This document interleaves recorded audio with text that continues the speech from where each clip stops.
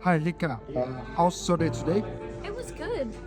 We've been watching Waterloo by Tom Zibrick and Zibricki and planning our own films, and we had a little walk around Waterloo to get some inspiration and stuff. Oh yeah, feeling pretty inspired, feeling pretty ready to go. Yeah, thank you, Lika. Thank you. Hi, Blake. How's your day today? I've had a great day, great first day. I'm loving it, my friend. Thanks, Joseph. Loving it. Bro, how's your day today? I'm doing good. Like we're having a very cool studio event. We have a little team meeting. It's one like a cool film or a movie script. You know, the Mafia Australia. We're thinking about using this room for the scene, bringing it to life. And yeah, you're cool. We all had a very great time trying to make it. Thank you very much, bro. Yeah, of course. Thanks. Wish us luck, man. Yeah. How's your day today? It's very good. It's a very busy day. We're here in the ISV room, and we're doing a filmmaking workshop, so very exciting. Hi, Abby. How's your day today? My day was fantastic, thank you. Describe my day? Yeah, it was pretty eventful. You know, got to learn the ins and outs of filmmaking, and watched a cool documentary about the history of Waterloo. So yeah, it was pretty cool. Hi, Samira. How's your day today? It's been pretty good. It's early. It's still the morning. I feel like it's still what's gonna happen today. Keen to help everyone edit their films, see how it looks. Hi, Anna. How's your day today? It's going well. I finished editing the footage that I have got in DaVinci. I've never used DaVinci before, so it's interesting to use a different platform. And right now I'm waiting for a camera to be available so I can continue filming. Yeah, thank you, Anna. Yeah. Hi, Gwen. How's your day today? Good. I'm editing my film and it's going pretty well. I'm doing a lot of color grading and bit of sound.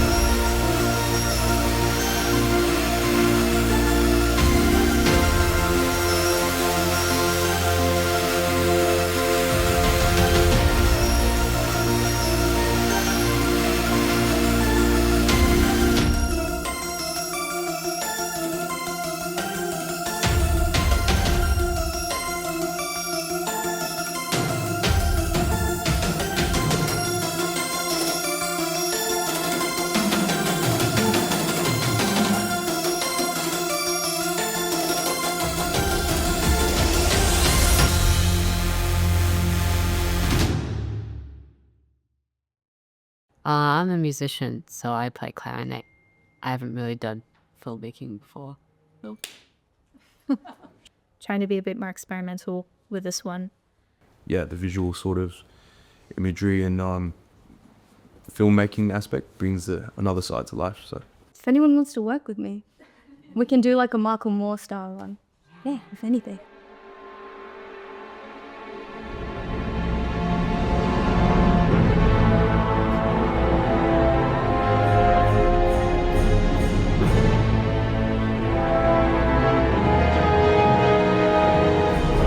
Lunch orders, everyone.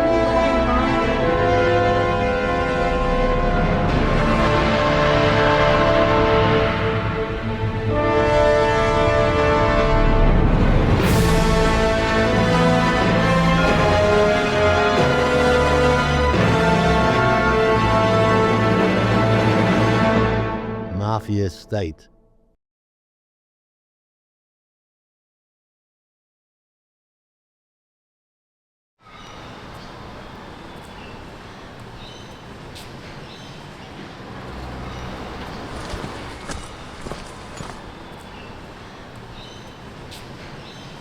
My name is Johnny Michael, and this is the wonderful Waterloo. And when I say wonderful, I mean wonderful. Waterloo. How do the people get their daily dose of green in this urban jungle? Here we are. There's a wonderful Waterloo's metro station. It's a absolute marvel of futuristic travel. You know, everybody thought they were going to have flying cars, but why not just put everybody underground where they can't see trees or nature? Wonderful. Let's go.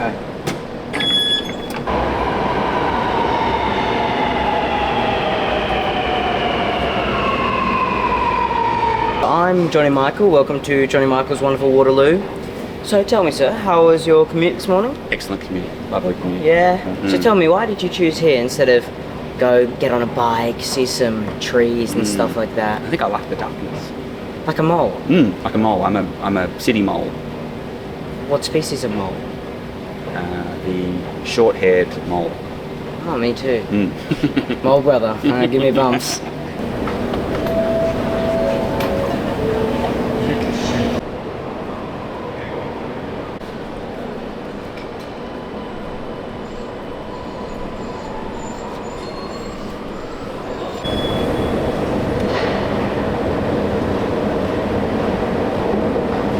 Feet.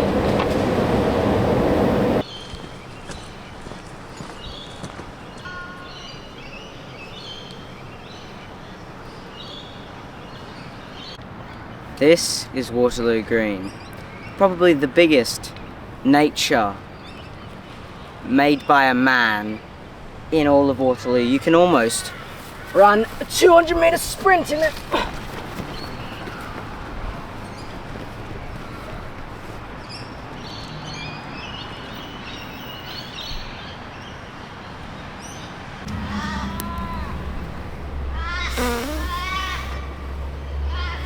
This one is for Mother Nature.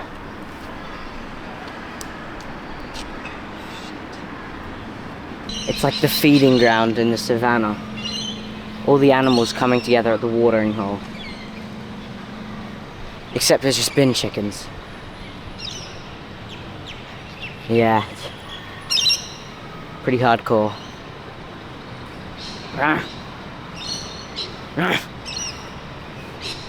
Welcome to Johnny Michael's Wonderful Waterloo. How are you finding this wonderful day? Pretty brilliant. The sun's out. It's nice and lovely. How do you connect to nature? I tend to lie on the grass a lot. Oh my Eat god. At one. What a wonderful idea. Yeah. I might try that out. I'd recommend. Now that you say it. Do you have a favourite position? Probably like that. And just have my hand up blocking the sun. Yep, that's about it. Do you want to join me? Yeah, sure. Why not? Nice and itchy. Yeah, a few bugs. I love nature.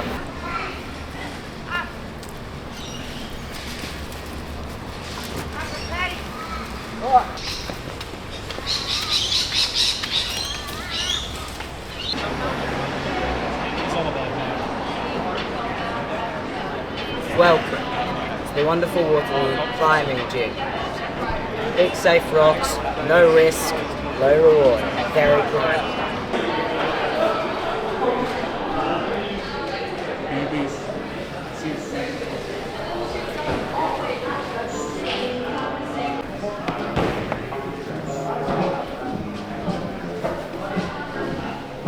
This is the wonderful Waterloo's climbing jig.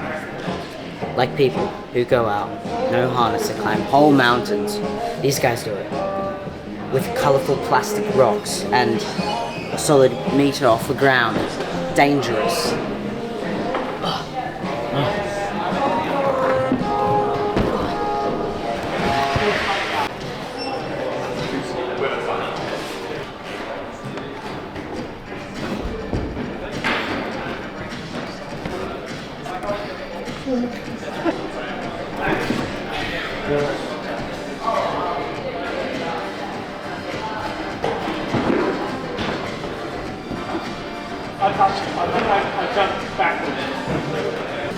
So, I've seen you climb. You come to this gym a lot? Yeah, fairly often, about once a week. Yeah? Why do you like climbing so much? It's a fun, creative way to exercise. A little bit of brain, a little bit of brawn. Yeah, but it's all inside. Why not climb a tree? That's a good point. Yeah, but climbing just brings out the primal instinct in us, doesn't it? Absolutely, absolutely. Do you want to roar with me? Sure. Roar! Roar! That's dumb. Dogs can't climb walls, obviously.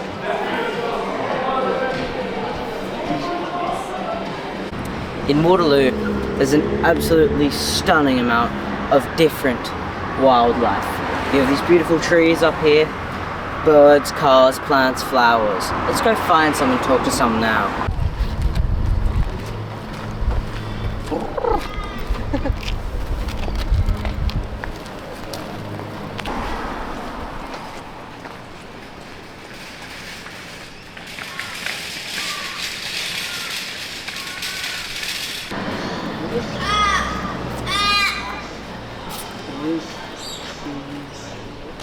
This here is the 8th natural wonder of the world, the Great Waterloo Shopping Trolley Wall. Rumour has it that China copied the Great Wall off Waterloo. It beats it. The original's better.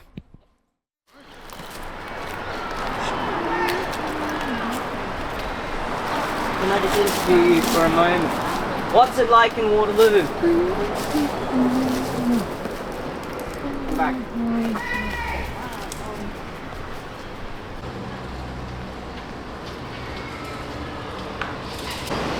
Waterloo, the inner city's beating natural heart.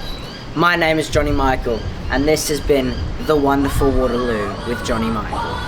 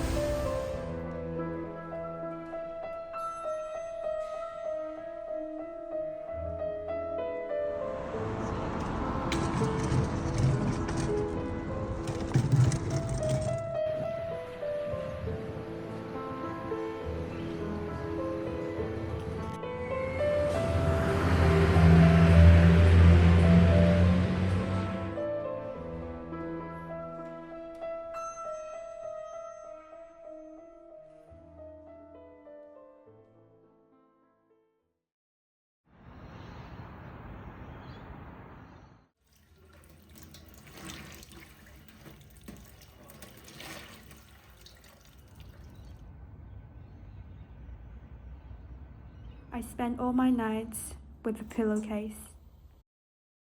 Some nights move from denial to anger, others from depression to acceptance.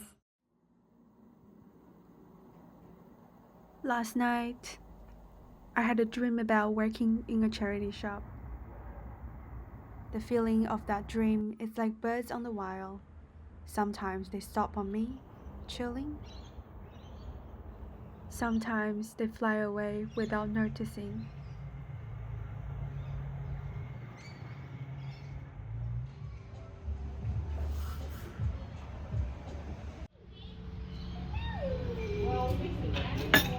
Didn't really tell any of us.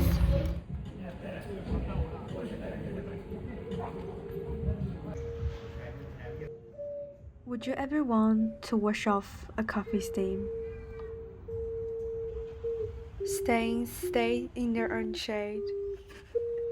Shadows follow through every step.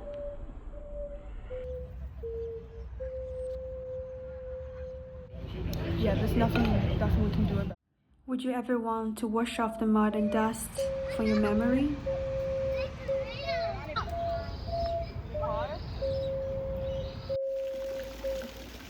It is a journey of washing away and floating on.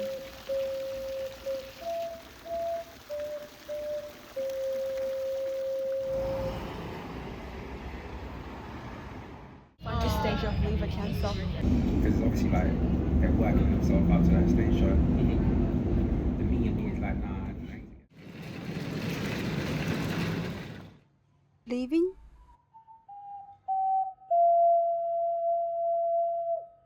Another volunteer, she also passed away.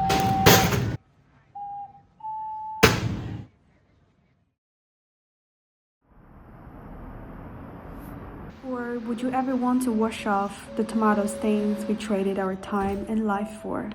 I don't know.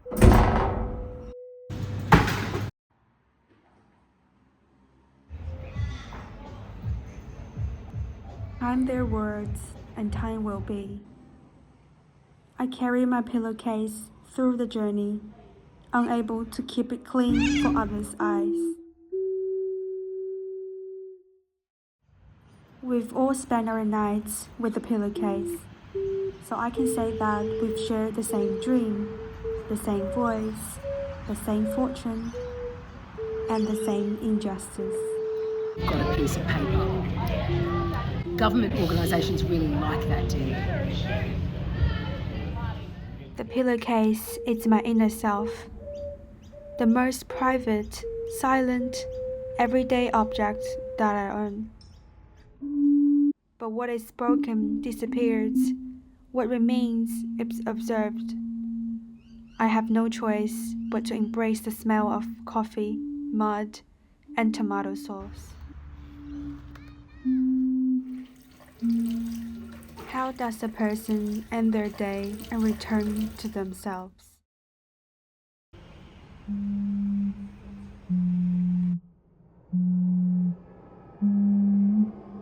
There is never a coffin that truly fits. Only life and the earth ever do.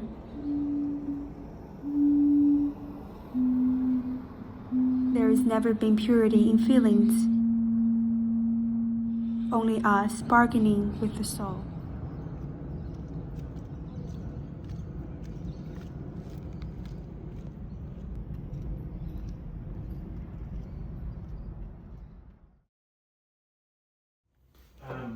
Yeah, I know it's hard, isn't it? Editing's such a hard process.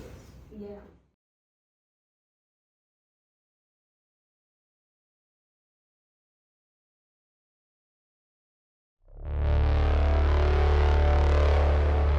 To anyone still receiving this frequency, this is Code Red.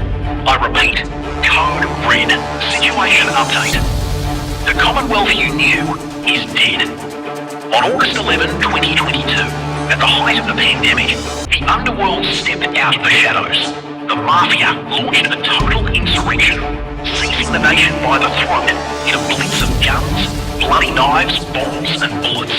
The old world didn't just fall, it was executed. We watched as they hanged the politicians in the very parliament they once served. abolishing the law in a single brutal stroke. The House of Gang Lords is now the law of the land. Most of Australia has become a high-stakes wasteland, save for the Australian Capital Territory. There, the surviving loyalists and law enforcement have mutated the ACT into a cold, high-tech police state. A militarised cage they call a bastion. It is a powerhouse of surveillance and dictatorial order, locked in a permanent, grinding war against the criminal syndicates. Then there is the resistance. We are caught in the crosshairs, opposing both the mobsters and the copper state in a desperate search for freedom. But the light is flickering. Our bases are being intercepted. The mafia's reach is longer than we feared. And the most devastating blow? Giovanni Matic is gone. Our leader was lost in the last sweep. His team scattered to the winds. We can only hope Giovanni still breathes, that he is out there in the chaos, waiting for the moment to strike back. Without him, this country is nothing more than a warring hellscape of fractured states.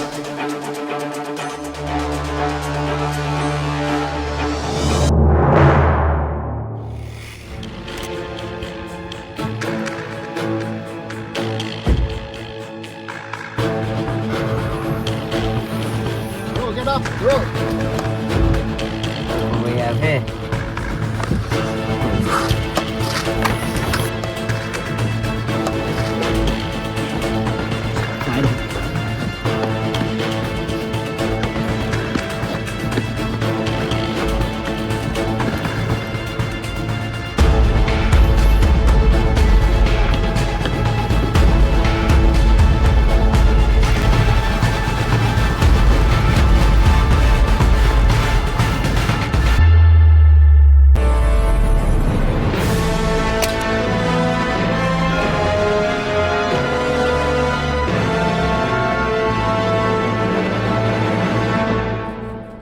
So this is Giovanni. We finally meet. Wow, is this the person that's been after everybody and all the gangs are talking about, and you've done them over and over and over. But now here you with me and my boys.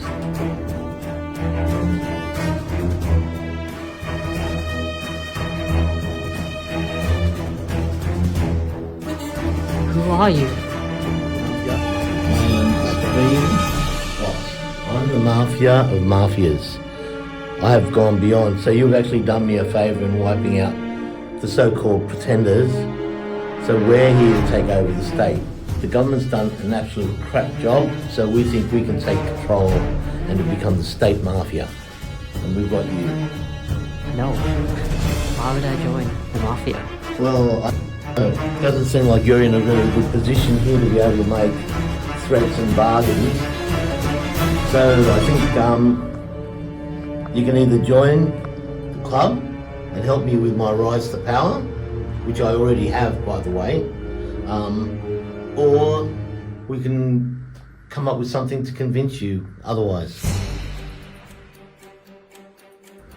I am not joining your crew, no matter what you guys say. I am not a criminal. Is he kidding? You're not a criminal, you've just done all these other gangs, but you're not a criminal. I think guys, maybe go and take him outside, take him somewhere, and maybe convince him that he's got no other choices.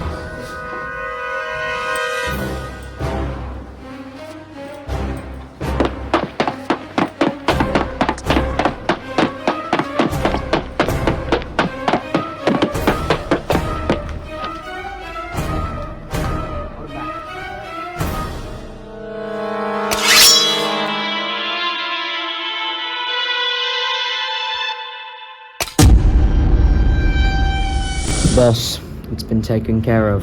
What do you want us to do now? We're just going to continue to grow, because no one's going to get in our way.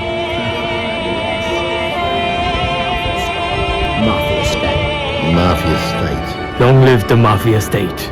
Long live Mafia Australia, cunt!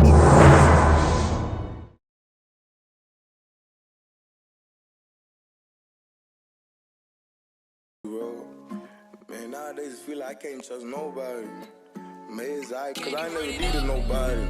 Man, I been on my own shit, man. I got my brothers though, you know this shit, we moving, bro. Niggas moving out here, man. Niggas getting that paper, my homie. But let's get him, man. It's young blacks out here, man. Man, fuck all that fake shit, nigga. I don't fuck with all that bullshit. Man, it's a lone wolf shit, man. Lone wolf season, nigga. Lone K, like K Molly said, man. As the days go home, walking on my own. I don't need no one to show me right from wrong. I'ma smoke my weed while I write this song. I've been feeling pain, I don't know where it's from. Don't be mad cause I'm making my bread. If that's your homie, why you talking to feds? Should listen to moms, but I learned from losses instead. Yeah, I know I took that path, still getting blood flashbacks. Better watch your back when it's line for the get back gang. I'm a lone wolf chasing that paper. Niggas two-faced, homie, how you changed up? If you got me, then I got you. Shawty my baby, the love ain't stopping. Niggas fugazi, that's the problem. But I ain't changing, these smiles I'm faking. Tryna stop this pain, whoa, this money. I know it's real, man, I ain't a dummy. I was brought up on the east side. As time went on, some niggas switch side. On the porch and auntie cry, cause I'm charged with a homicide.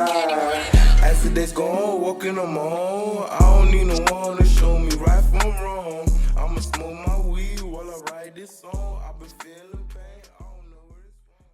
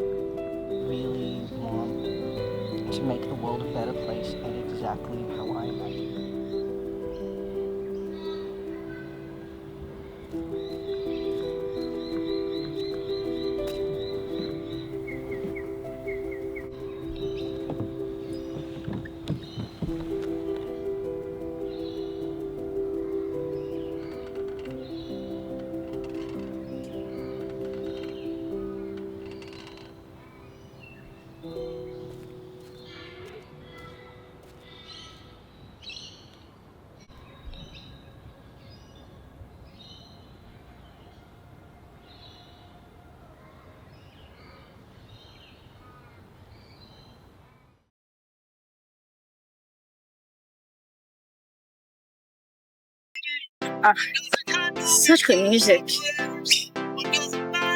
Hey, my friend, how are you? How's everything going? Oh, everything's going all right. I'm feeling a bit hungry, actually. What do you think? What do you think? Oh, I think pizza would be the best option for today. Yeah. Pizza, nice dough, nice sauce. What do you think of Pineapple? Are you serious? Pineapple? Yeah, pineapple. Oh my gosh, you're being ridiculous.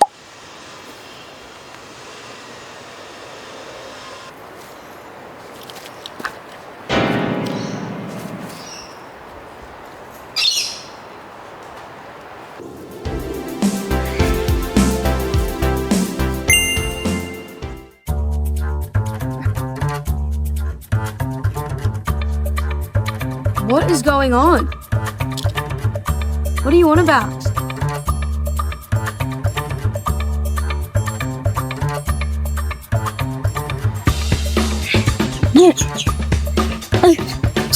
잘 영어 잘 몰라요. 지금 뭐요? 저거요. 괜찮아? 응? 뭐요? 네? 영어 잘 몰라요. 아니. No. No, I don't know.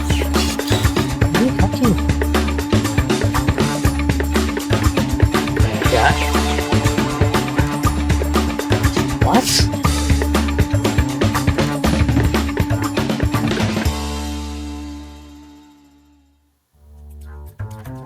You're crying about something?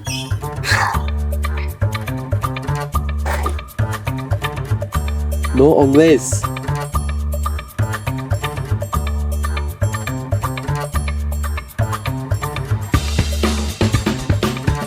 Hi.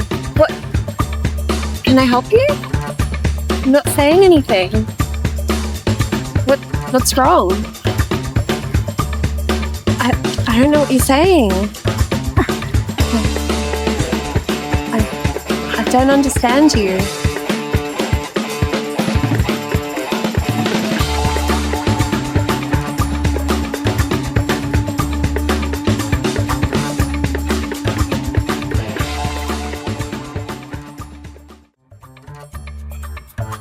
Huh?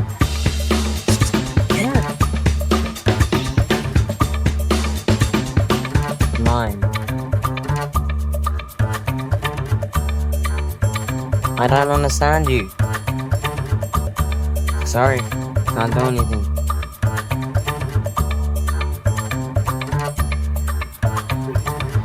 Yes? What is it, girl? I can't hear ya. What is it, boy? I can't hear you, my friend. What you saying? You've lost something. You've lost something. I've lost my mind. Oh, hello. What? You lost something? Well, actually, I lost something like myself, actually, back in the day. I had this nice little bird that actually was like, taxidermied now because of, I lost that cute little parakeet. It just flew away one night in a storm, and now the museum gave me this nice little taxidermied birdie. Eternity later. Now, but wait, where you going? Okay. At least I have a bird, I suppose. 6.5 hours later.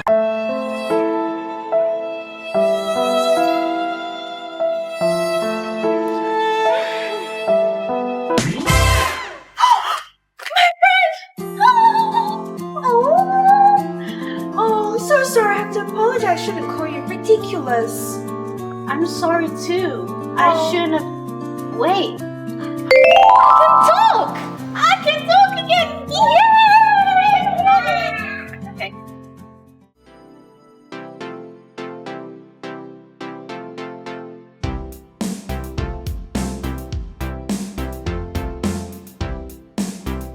Hey, my name is Dee. I was in the short film. Hi, I'm Tori, and I was in the short film.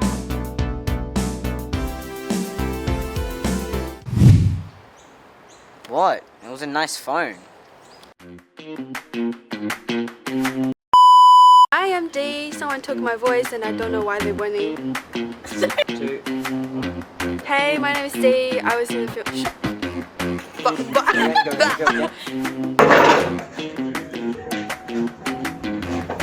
Hi, my name's Tori, and I was in the short film. Alright, we're recording. Right, go in. Oh!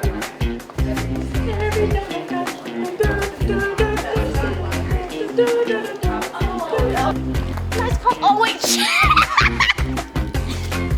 I'm so sorry. Here's your chips. Dinner?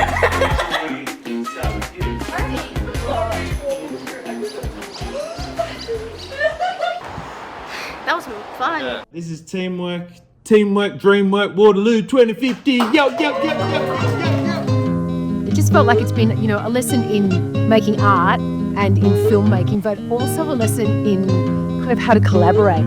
The vibes, the experience of watching all of these creative young people get together. And we also had 50 years worth of archival footage, so we thought, why not give people the chance to go into those archives and see all the activism and all of the work that residents in this area have done to create change over the last 50 years. Towers of concrete and steel are symbols of modern civilization. The Housing Commission of New South Wales, concerned with the displacement of low-income earners from inner city areas, has announced plans for another public housing project in the inner Sydney suburb of Waterloo.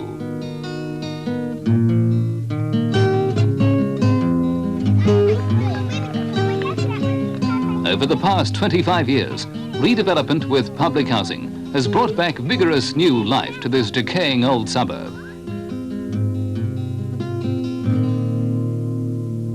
But in what would first appear to be a hostile environment, the Commission's main concern has always been to enrich the lives of the new tenants. Meanwhile, the present residents of Waterloo should readily accept this new dimension to their suburb. Throughout the planning and development stages, they'll be told what is happening and why. Well, when I first came here, I hated it. All I could see was concrete and tar, and I wondered where the lawns were, because I come from the country. Everything was community. You know, you had a cracker night, so the whole street put in their crackers, and people sat out on the street of a night because it was hot in those little tiny places. Even the old people, most of the younger families used to do their shopping for them. Although the shops weren't as far away then, they were all little corner shops, and that's where you got to meet everyone. It was just completely different to the flats and the way it is now. And then when the Housing Commission started to move people out, I think people were really desperate. Each day you'd see another house empty, and it was like the end of their life. We always had the idea in those days too, you can't fight the government, and you can't fight the Housing Commission, and you can't fight the cops, and everyone accepted what happened to them. All of a sudden, the old Yugoslav raced across and sort of said they're demolishing in Wellington Street. So, God, with that, it was a case of get on the phones and phone people. We phoned the unions, we called the media. Beryl Toohey came around. She had an epileptic fit and sort of collapsed at the demolisher's feet. He couldn't cope with that. Young Di Hughes and some friends, they stopped and they're screeching, don't pull these places down. You can't build any more of those things and put families and kids into them. You know the marriages that are breaking down in there. You know the sort of the problems. You know the sort of the psychiatric problems that are arising. You know 3 people have jumped in 3 weeks over in Redfern, and that's what's hit the papers. Not, a lot of it else doesn't. Why? You know they lived in those flats? I certainly know the 2 of them lived in there, and I certainly know a woman sort of in East Lakes that jumped. And she lived there too. And they're suffering from loneliness and depression, isolation, and you just keep on doing this. What Margaret did, she forced them to engage. She was one of these people who lived her life really for the community. And this is very much what Waterloo, the film, is about, is how community can resist the power of government to dictate their lives. This is what makes documentaries different from normal current affairs. The reporter comes in and tries to get the truth of a situation without influencing it or having an opinion. Documentaries, directors have their own opinions, and those opinions and viewpoints are reflected in the film in different ways. Not necessarily overt, but often in the way they structure the film and edit the film, put it together. So in that way, the documentaries can become a tool for social action, for social impact. But what we know is that in every community and in every culture and in every context, there is inequity. There is not a level playing field. So raising your voice and getting things done to make things fairer is a strategy. You know, it doesn't take much to make the future good. Genuinely just be kind to one another and be kind to the earth. Don't be greedy, don't be cruel. What more else do we need to do? Focus on the present, focus on the people around you, and cherish the moment, you know? Because not one day is going to be the same as the other.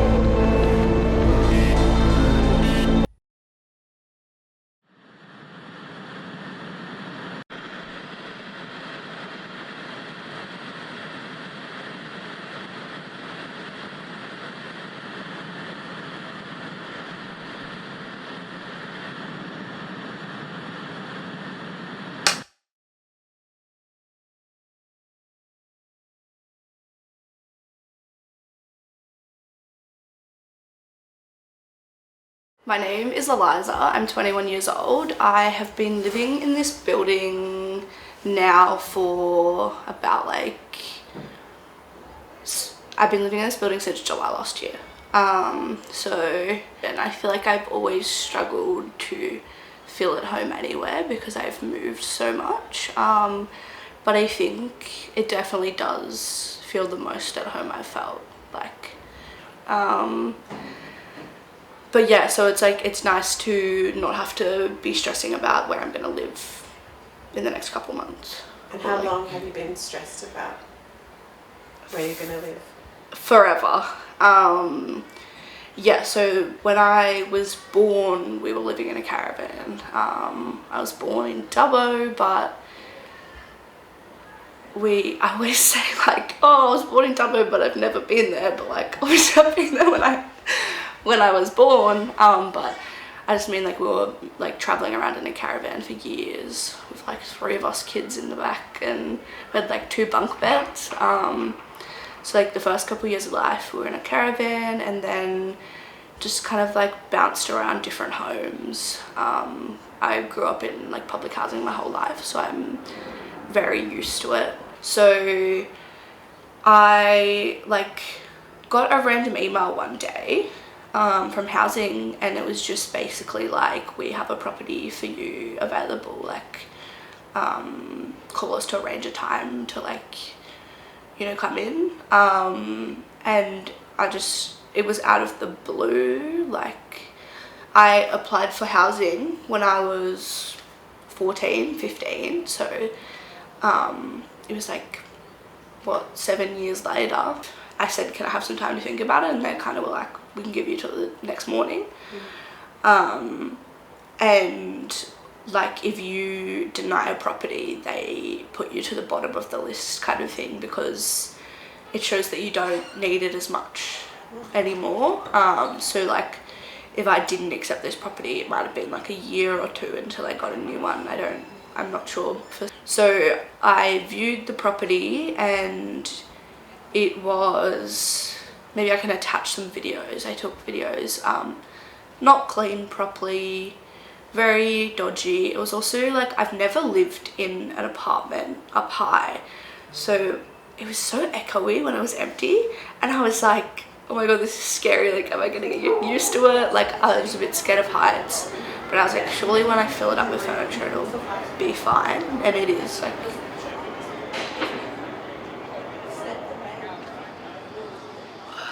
Well, we do have a lot of issues. Yeah.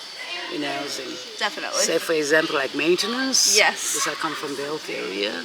Yeah. Maintenance, and also antisocial behavior. And my name's Laura, and I'm from the Torres Strait. And my mob is Karl, Mayor, and Filipino. And I've been doing volunteering work for the community through Red Ink. I lived in the Redfern area for between 15 to 20 years. Wow. Yeah. A lot of people approach me because I'm easy to be approached. Yeah. And they just talk to me, And what I do is I ask them if they need professional support. I tell them I'm not a Miss Fix-em-up. You know what I mean? Yeah. So I walk with them. If they allow me to, I walk with them to Red Link. Yeah, you show them the services available. Yeah. Yeah. That's very important. Yeah. I am more in the maintenance area. Yeah. The maintenance. I think that's where I struggle the most, with getting support from them. Yeah, that's true. I'm more in the maintenance area, doing my volunteering, and the tenant that I have contact with, I always encourage them to ring the 1800 number. Yeah. And to get the reference number. Yeah. Because the reference number is very and then you important. just keep calling. And then what happened is now our the maintenance people say, oh, take 24 hours, whatever. So what they do is I tell them, if they don't come in, because I know there's a lot of double dipping within housing. Yeah. If they don't come in, I tell them this. I sit in the social housing meeting in the advisory board every month. So make sure you got the reference number. You give it to me. I sit around the table and push it through. What do you mean And they by got double to- dipping? You see, a lot of maintenance, they come in and then they leave a little notice, or they've Yeah. been there but no one knows them, but they were there. Yes, that happens And that's what to me I a see. lot. Yeah. It happens a lot. That's Yes. true. Yeah. I see that. They say they've knocked, but they don't. And then they send the invoice off. Yeah. And then the tenant get frustrated, and I don't blame them. Yeah. You know what I mean? Yeah. Affects their mental health, eh? Yeah. So the thing about Homes New South Wales is I'm happy that there is a Aboriginal participation officer, what they call it. Yeah. You know what I mean? And It's definitely important. of course, it is important. Yeah. Yeah. When it comes to First Nation. it Yeah. is. What do you think could be changed or added to, make the housing and community a bit better around here and make it so you have more support? Well, I believe the support is out there, but it's up to the tenants. You know, I cannot tell them what to do. It's at the end of the day, it's their choice. What choices they make. What are some of the issues you've heard of about housing and some of the government funded services? You can talk about. I've learned heaps over the last 12 months around people living in social and public housing, but I've also had a lot of experiences working with young people who have come out of the social and public housing space. A lot of it is around mental health, around affordability and security and being able to have what other people have. A lot is about having some sort of community connections.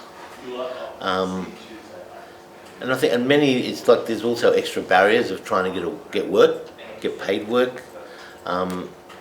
There's also a lot of issues for people around feeling safe.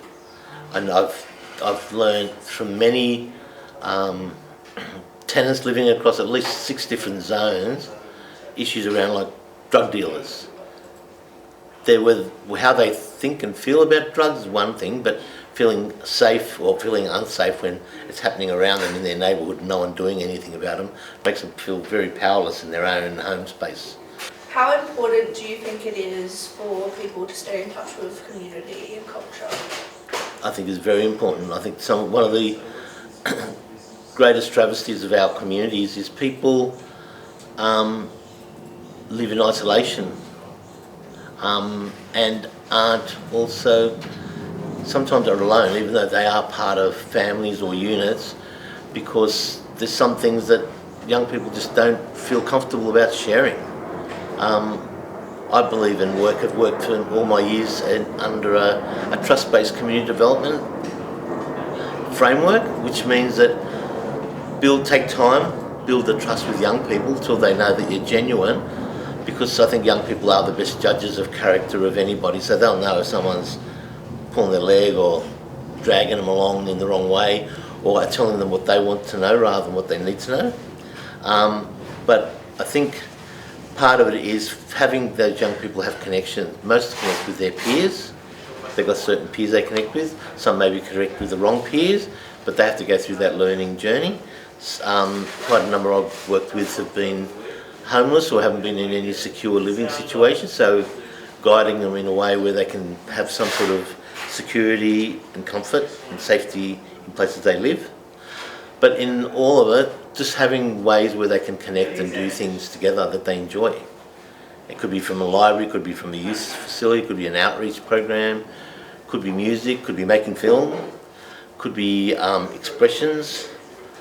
Yeah, so I think that's part of it. I most probably could talk hours about that, but that's another day.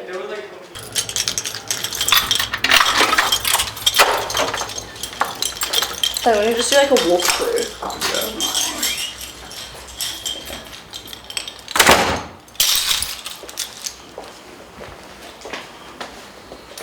Kitchen with barely any storage. Lovely.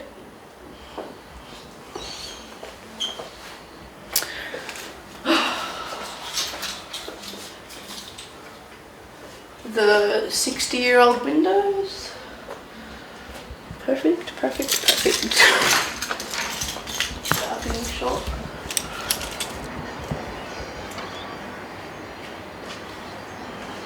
So many bits we're gonna have to cut. Let me just set you in the way.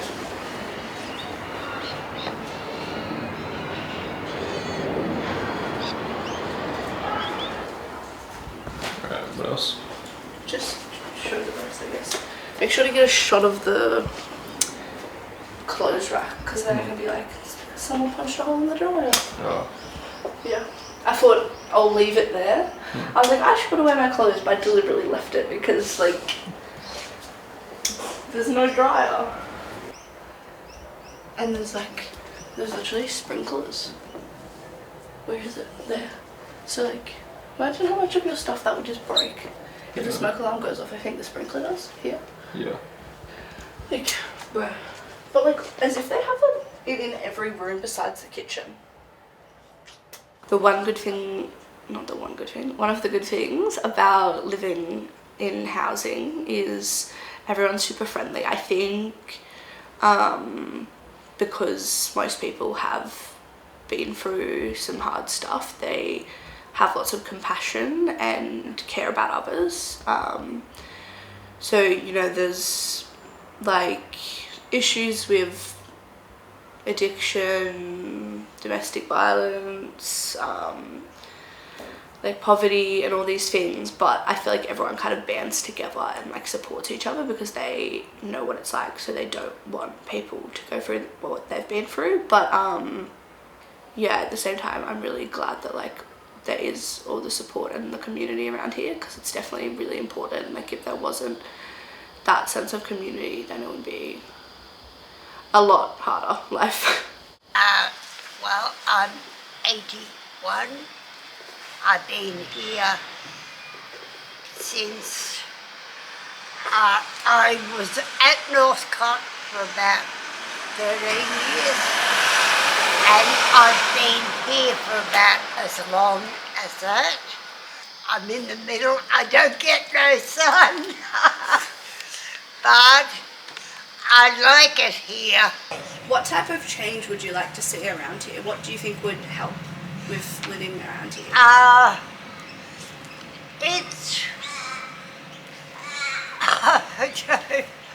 don't know, but this place is so boring. It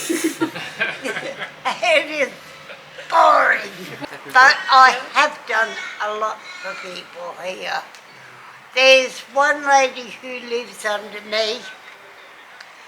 I play bingo tomorrow.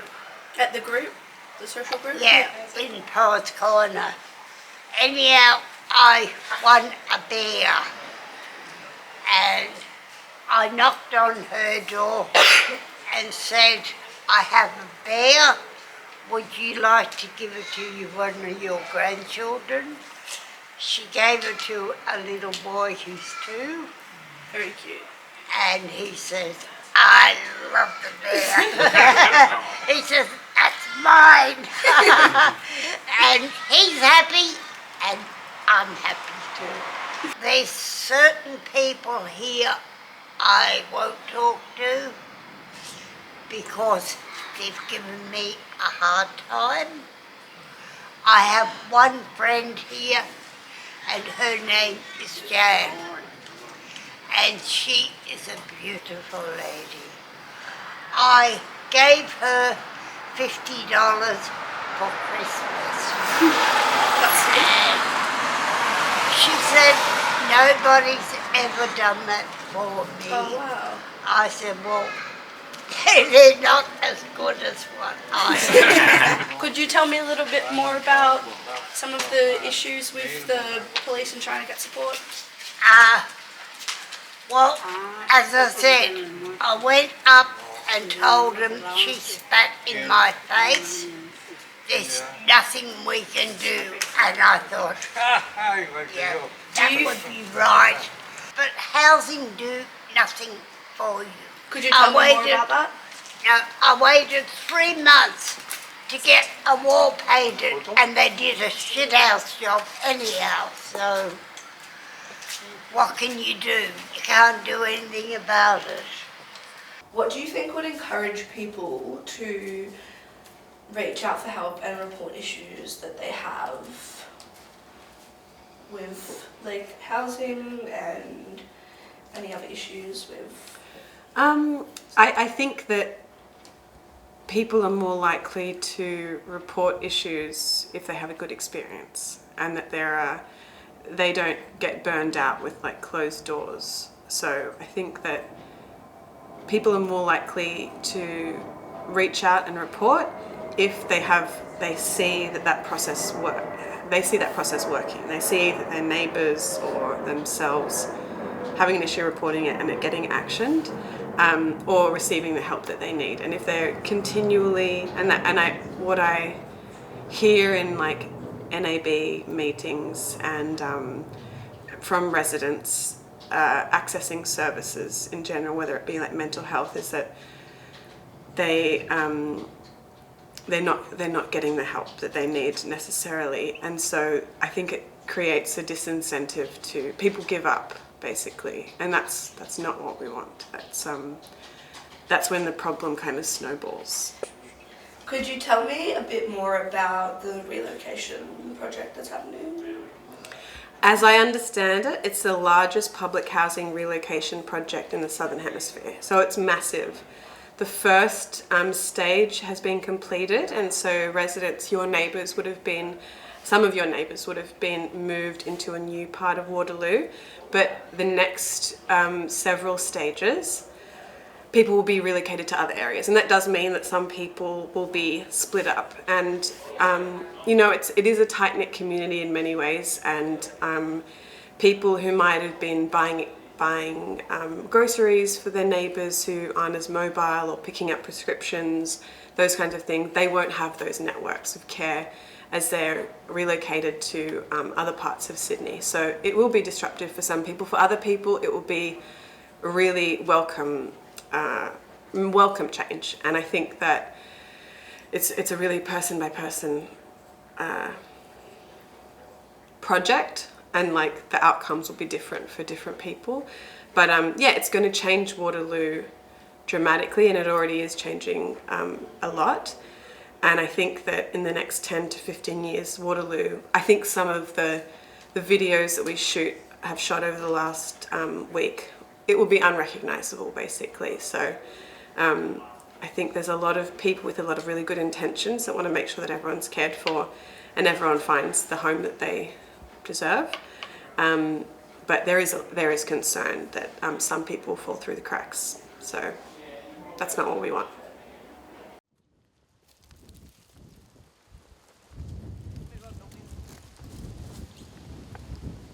Getting an Uber here is a nightmare. Getting an Uber here? Yeah. I'm always like, can you drive down? They're like, where? No. I'm like, if I'm paid, you're dropping me out the door. Because it's actually like unsafe to walk down there. I feel like, right? Like I Uber because I'm like, I don't want to be up there. Yeah. Like I'm hoping that people will see this and realise some of the ideas they might have had might not be true, and I also hope that people like me that are in housing will see this and try and use their voice too and report issues they have, because I think a lot of things go underreported because of the mental toll it takes on you to report things, because you think nothing's happening. What's the point of me reporting it if nothing's going to change? But I think if everyone has that mentality, nothing's going to change. But I'm just hoping to like break down some stereotypes, I guess, and like raise awareness of some of the issues. Like I want people to know that people that live in housing are not just like addicts or eshays or like,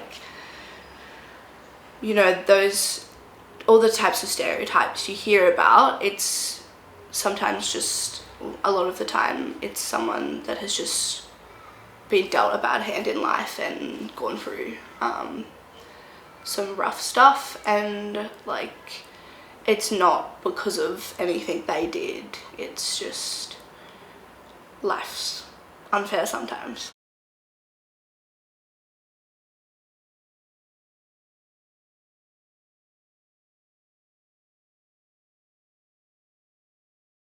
Waterloo, Waterloo, Waterloo, Waterloo, Waterloo, Waterloo, Waterloo, Waterloo, Waterloo, Waterloo, Waterloo